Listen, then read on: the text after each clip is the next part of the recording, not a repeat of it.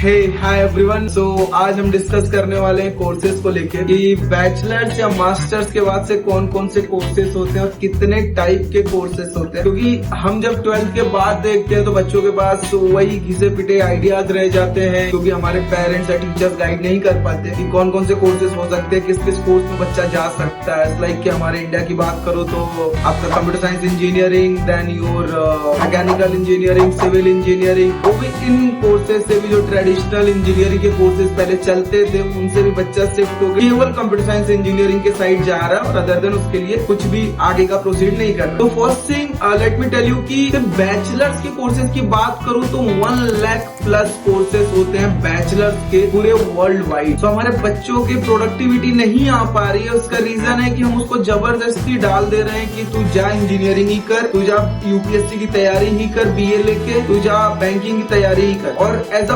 Parents और as a teacher हमें ही नहीं पता कि हमें बच्चों को गाइड किस तरीके से करना है, जबकि बच्चा सबसे ज्यादा टाइम हमको देता है, हमारे पास रहता है। तो ये कोर्सेज 1 लाख प्लस केवल बैचलर्स, आपको बताऊं याद कितने होंगे अगर जो आप दिमाग में काउंट भी करो ना तो मुश्किल से 10 से 15 कोर्सेज का नाम ले पाओगे या 20 कोर्सेज का नाम ले पाओगे। इससे ज्यादा कोर्सेज आप नहीं बोल सकते। और मास्टर डिग्री की जब बात करता हूँ तो मास्टर डिग्री में मोर देन 90,000 प्लस कोर्सेज होते हैं और ये डेली डे बाय डे ये इनहेंस हो रहा है, डे बाय डे इस पे और काम चल रहा है कि हर इंसान के लिए एक पर्टिकुलर ग्रुप ऑफ पीपल के लिए कौन कौन से कोर्सेज निकाले, कितना नीश जा सकते हैं, मतलब कलेक्टेड स्पेशलाइजेशन की दुनिया है तो कितना स्पेशलाइज कोर्स हम बच्चों को ऑफर करें जिससे हमें एक अच्छा वर्क फोर्स मिले इस वर्ल्ड में। और ग्लोबलाइजेशन एरा में बात करूँ तो जो हमारे इंडिया में हुआ था एलपीजी, उसके बाद से पूरा दुनिया ओपन है। जब से हमने ग्लोबलाइजेशन में एंटर किया उसके बाद से पूरा दुनिया ओपन है, पूरे दुनिया में आप जाके पढ़ सकते हो। और आज के टाइम बहुत फ्रीक्वेंट है कि फ्लाइट से जाना आना, हाँ थोड़ा महंगा पड़ सकता है बट उसमें भी ऑप्शन है आपको। हर गवर्नमेंट हर यूनिवर्सिटी आपको स्कॉलरशिप देती है, प्राइवेट स्कॉलरशिप मिलते हैं, गवर्नमेंट स्कॉलरशिप मिलते हैं। तो उसको भी आप अपने स्टूडेंट्स के लिए या अपने आप पेरेंट्स हो तो आप अपने बच्चे के लिए टारगेट कर सकते हैं। 1 लाख प्लस सिर्फ बैचलर्स में, 90,000 प्लस केवल ग्रेजुएशन में कोर्सेज हैं। और हमें क्या पता है, कुछ भी हमें पता है 20-30 जो की काउंट ही नहीं हो सकता। आप एक बार काउंट करके जरूर देखना। अगर जो कुछ स्पेसिफिक कोर्सेज की बात करूं कि अगर जो कंप्यूटर साइंस से हटूं या इंजीनियरिंग पॉइंट ऑफ व्यू से कुछ स्पेसिफिक कोर्स को बताऊं, nano technology engineering,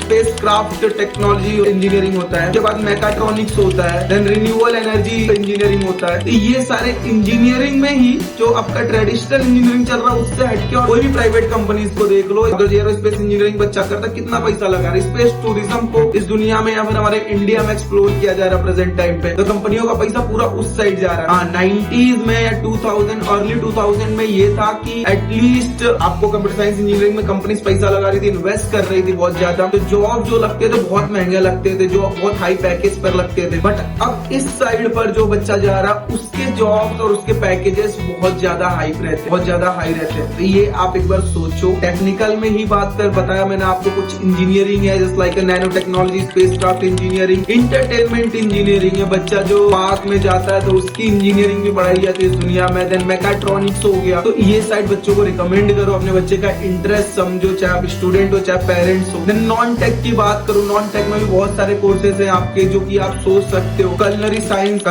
like food science, then adventure education में भी बहुत अच्छे कोर्सेज है, नॉन टेक वाले कोर्सेज है। बेसिकली नॉन इंजीनियरिंग कोर्सेज है जो इधर साइड सोच सकता है बच्चा। देन विटिकल्चर एंड एनालॉजी, ये भी एक कोर्स है जिसके लिए स्टूडेंट सोच सकता है। कॉमिक आर्ट, ये जब तक प्रॉब्लम खत्म नहीं होगी, जब तक हम इंजीनियरिंग और डॉक्टर्स को बहुत हाइप और यूपीएससी और आईएएस को बहुत ज्यादा बढ़ा के नहीं बताएंगे। डेवलप कंट्रीज में ये सारे कोर्सेज की वैल्यू है क्योंकि वहाँ पे हर जॉब की रिस्पेक्ट है। हमारे इंडिया में हर जॉब की रिस्पेक्ट नहीं है। तो पहले तो हमें खुद को चेंज करना पड़ेगा हमारे सोसाइटी में। तो यहीं से बच्चा आउट ऑफ इंडिया जा रहा है तो वो झाड़ू पोछा, वो टैक्सी ड्राइविंग, वो ट्रक ड्राइविंग, सारे काम कर रहा है दुनिया के। बट वो बच्चा यहाँ करेगा तो समाज वाले क्या सोचेंगे, सोसाइटी क्या सोचेगी। बच्चे को इस साइड इंटरेस्ट है तो आप ट्राई करो कि वो उन्हीं कोर्सेज के लिए आगे परस्यू करे, आगे कंटिन्यू करे। हमें बच्चे को स्कूल अथॉरिटी के लिए भी कुछ छोड़ना चाहिए कि स्कूल अथॉरिटी एटलीस्ट बच्चे का जब बेसिक तैयार कर रहे हैं तो हम बच्चे को अलग अलग कोर्सेज के बारे में आइडिया दें। टीचर्स बेसिकली जो पिच करते हैं दिमाग में, जो डालते हैं टीचर्स बच्चों के शुरू से, तो टीचर्स जो डालते हैं वो डालते हैं केवल इंजीनियरिंग, बीबीए, बीकॉम, ये जो ट्रेडिशनल कोर्सेज चल रहे हैं। इंजीनियरिंग में भी computer science course. So think about it. Thank you so much.